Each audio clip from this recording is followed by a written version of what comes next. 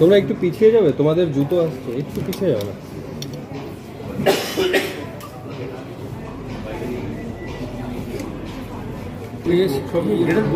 ঘুরিয়ে রাখাই উচিত, তাই তো মনে হয়।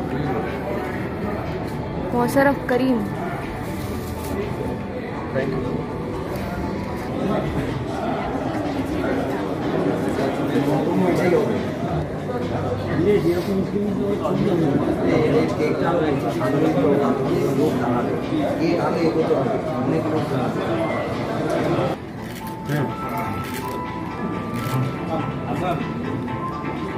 মোবাইল কে ঢুকছে? কিছু লোক এই পাশে চলে আসে।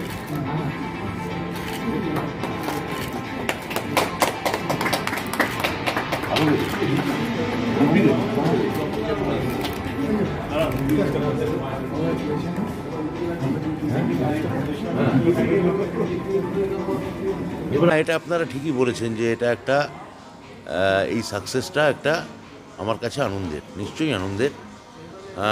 এবং আমার মনে হয় যে যেহেতু এটা খুব একটা সেই অর্থে পারিবারিক সিনেমা নয়, খুবই বলে হাই অক্টেভে বাঁধা মেলোড্রামা নয়, ইচ্ছে পূরণের গল্প নয়, রোম্যান্টিক কমেডি নয়, প্রেমের সিনেমা নয়, বরং একদম ডার্ক একটা গোর, খুবই মানে সেই অর্থে মানুষের নেতিবাচক দিকগুলো নিয়ে কাজ করা একটা সিনেমা।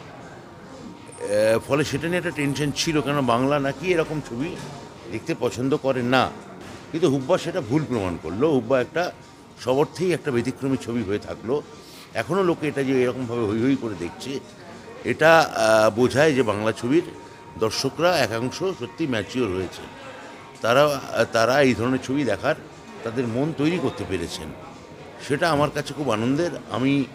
আমার মনে হয় যে এই 25 দিনের বা যদি 50 দিন হয় আমি চাইব, আর যদি তা নাও হয়, আমার এই যে সাকসেসটা হলো এই ছবিটার ক্ষেত্রে, এটা আমার পরের সিনেমার ক্ষেত্রে আমাকে খুবই বাড়তি উৎসাহ যোগাবে।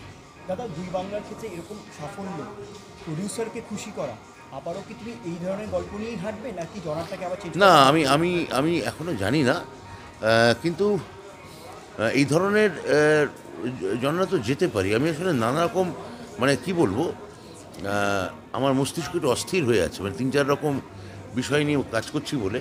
তা কোনোটা একটা নিশ্চয়ই এত বিভ্রান্ত হব না। আমি খুব শিগগিরই আমি সিদ্ধান্তে পৌঁছতে পারবো বলে মনে করছি। এবং সেই সিদ্ধান্তে কি আবার কি মোশাররফ করিম থাকবেন? মোশাররফ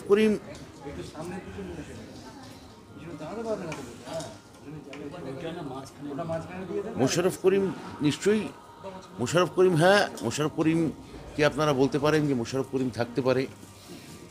মোশাররফ করিম এই মানে আমি তার সঙ্গে বারবার কাজ করতে চাইব, এইটুকু বলতে পারি।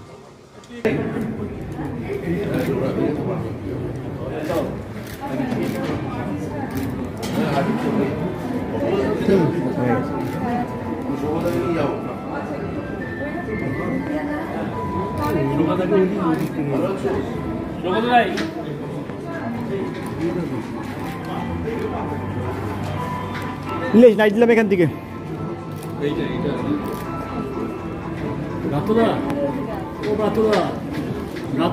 সুমন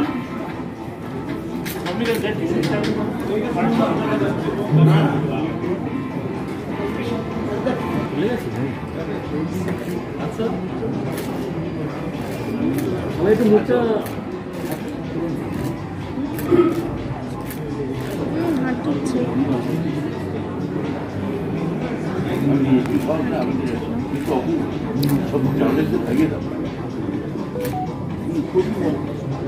না, ডেফিনেটলি